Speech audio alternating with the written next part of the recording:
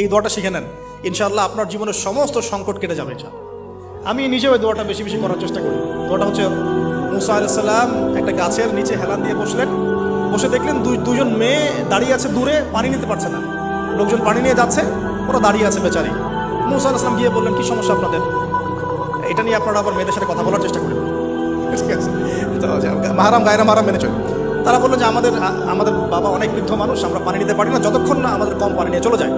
মুসা আলাইহিস সালাম, তবে বললাম না ফিজিক্যালি খুব স্ট্রং ছিলেন, থাকে না বডি বিল্ডার, সামনে গিয়ে কথা বলে সরো পানি দিতে দাও, তখন মানুষ একটু মূল্যায়ন করে না। তো মুসা আলাইহিস সালাম এভাবে পানি নিয়ে দিলেন এবং বাছুরদেরকে পানি পান করালেন, করিয়ে গাছের নিচে এসে বসে আছেন। বসে বসে তিনি দোয়া করছেন, এই যে দোয়াটা তিনি দোয়া করছেন, রব্বি, একটা নেক কাজ করলেন, নেক কাজ করলেন না, মানুষের উপকার করলেন, নেক কাজ করে এসে গাছের নিচে বসে দোয়া করছেন, আল্লাহ এখানে তো আমার খাবার পানি বাসস্থান কিছুই নাই, আমি কি করবো?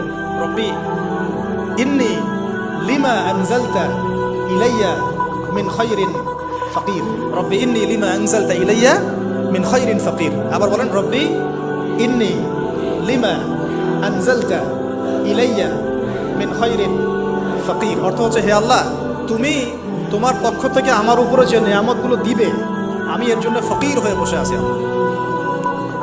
অর্থ বুঝে পড়বেন ভাই, নামাজ রোজা হজ যাকাত যাই করেন আল্লাহর রাস্তায় অর্থ বুঝে পড়বেন।